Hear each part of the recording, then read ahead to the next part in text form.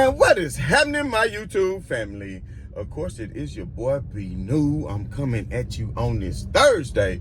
And first and foremost, as always, want to send out positive vibrations and blessings to anybody who could be listening.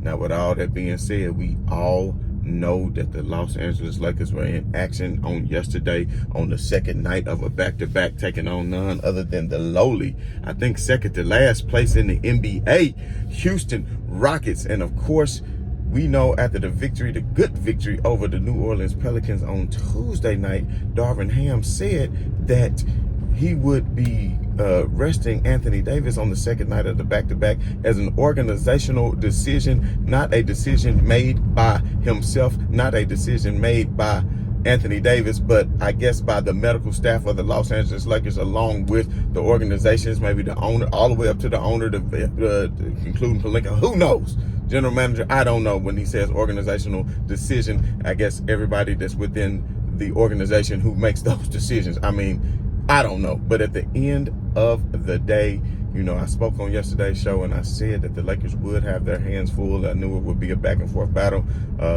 Unfortunately, though, the Lakers did come up short, and they came up short, in my opinion, is because the way they started off the game slow. And the reason why they started off the game slow is because Darvin Ham did not start Wayne Gabriel. Now, we know that, you know, for the most part, the Rockets go small when it comes to small ball and, you know, centers and everything like that. But at the end of the day, you know, they should have put in somebody who was more equipped, who had been already playing some center, and that was Wayne Gabriel. And I think Wayne Gabriel was the only player who was a plus on last night. Maybe Austin Reeves too. I had to go back and look at the stats. I'm not as normally prepared as I usually am, because I just wanted to chime in real quick and get everybody's thoughts on the decision to sit Anthony Davis, because you are in the hunt for your playoff lives, and I know you want to take an approach to the game to do whatever you can to protect him for next season and beyond, and of course even the playoff push. And I still think that the Lakers have a very good chance of making the play-in and still grabbing the 6th seed. If you look at everybody else's schedule, they say the Lakers has the easiest schedule. They got Orlando coming up, of course. They got Dallas coming up, of course. And Dallas did not do the Lakers any favors last night. They barely beat the lowly San Antonio Spurs themselves. Of course, they are without Kyrie Irving and Luka Doncic at this moment, and that should be the same way tomorrow night when they take on the Lakers. So I would say that should be another win for the Lakers, but they're 2 games under 500, so that'll put them 1 game under. They're still in the play-in as of right now, but that could have put them at 500. And every time they try to get to 500, it is just not to be.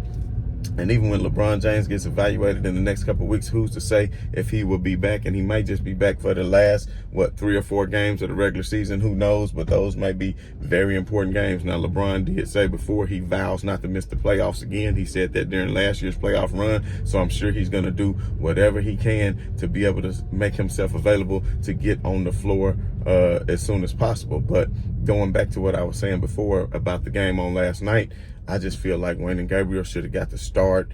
He was much more active when it came to rebounding. And at times, you know, the Lakers were making their push. But when you got down by so much in the first quarter, you waited way too late to make adjustments in the game.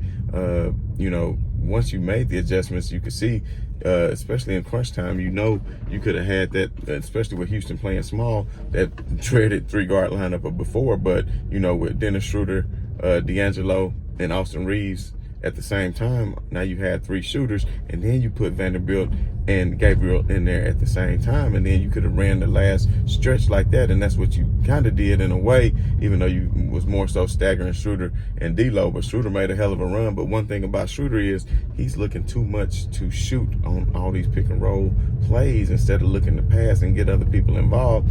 And, you know, he's just not the best mid-range shooter unless he gets open off that mid-range. It depends on what kind of defense the other team is playing. Either teams are going to play drop-off or they're going to play blitz. And a lot of times they blitz because they know Schroeder's going to shoot, and then they're going to contest. If they play drop-off, then he could maybe get the shot, and then that would be better.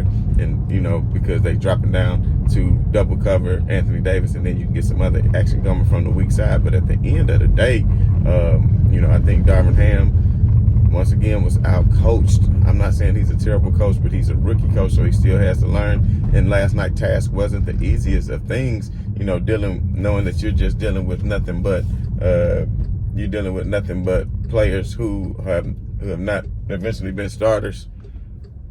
Oh man, now these fools got me driving out here today. My bad, y'all. But at the end of the day, just want to let you all know that the Lakers are not eliminated from this. They still have a lot of basketball left to play. I just feel like that, with the easiest schedule, so they say, coming up, and then of course OKC is going to play the Clippers a couple of times, and the Clippers are looking good. They disposed of Golden State last night, and we knew that would happen, even though Curry dropped a nifty 50 on them. But Golden State cannot win on the road, and the majority of their games left are on the road, and they got some tough games coming up too. And plus, the Lakers own the tiebreaker with Golden State, so that's even better that Golden State lost on last night. The Lakers do have a game left against the Clippers, but they will not own the tiebreaker because the Clippers already beat them 2 or 3 times this year. So at the end of the day, the Lakers just have to keep fighting, keep scratching.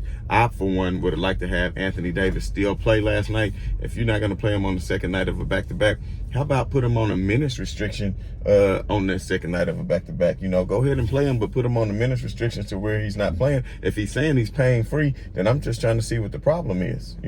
These are games that you have to win, but instead you're not winning them because you make foolish decisions like this, so that's a game that should have been easily winnable. The Lakers should be sitting at 500 today. Put down in the comments what you think. Do you think that the Lakers should have played Anthony Davis last night, even if he would have played some? Because the main reason the Lakers lost last night was because of the lack of rim protection, because the Rockets were not shooting threes effectively. They're, I think, dead last in the league in threes, so you would think that the Lakers could have still pulled off that game just like they did against OKC when they was minus SGA. But at one point the Lakers cut it down to 4. They were down by as many as 19, but then they let the Rockets go hit 3 threes in a row. And then, D'Lo had a terrible game last night. He missed a whole lot of open looks. I think that really contributed to the loss as well. Had D'Lo even had a semi-effective game, then I think the Lakers could have pulled out another victory. But, at this point, it is what it is. You lost to another Western Conference team, so that is not a good look, but you still are not on the outside looking in yet. But you had the Pelicans nipping at your heels in that 11th spot, and the Pelicans schedule is only going to get easier. If you look at the Pelicans schedule, they say that the Lakers had an easier schedule, but I swear when I look at the Pelicans schedule, you can base it off records, you can base it off whatever you want to, but just like I said, the Rockets beat Boston the other day. So once I knew that, then I knew the Lakers were not just going to get an easy victory handed off to them. You understand what I'm saying? But it is what it is. Like I said, I still haven't lost faith. I think the Lakers can still pull through. I know they're going to still pull through. And I know LeBron James is getting more healthy by the day. We see that he really heals from injury, usually much quicker than most other players. So let's just see what happens in the next week or so once he gets reevaluated. Hopefully they can go ahead and ramp him up to on the court exercises. By him just even being out there shooting free throws, I think that's a really good sign, because by him being out there shooting free throws, next thing you know, he can start getting some one-on-one in, a little bit of action on the court, some cutting and some shooting and stuff like that. So we'll see how it goes, man. But, I just feel like the Lakers really blew an opportunity last night by not allowing Anthony Davis to play at least some. He didn't necessarily have to start. He could even came off the bench and just played some, because they had no rim protection. The Rockets just kept shooting up hella threes. And then when you shoot up a lot of threes, these rebounds can go anywhere because it's bouncing way off. So it's not like, but, a lot of guards can get a lot more rebounds nowadays. But when you don't have any size whatsoever, then that is simply going to be the case. You're going to be out rebounded. But I love Wayne Gabriel just has a nose for the ball, an instinct for the ball. He's always there when he needs to be. And I think he really should have started that game, and I think it would have been a different outcome if that had been the case, just because of the experience that he has throughout the season before even the new guys got here. But that was simply not the case.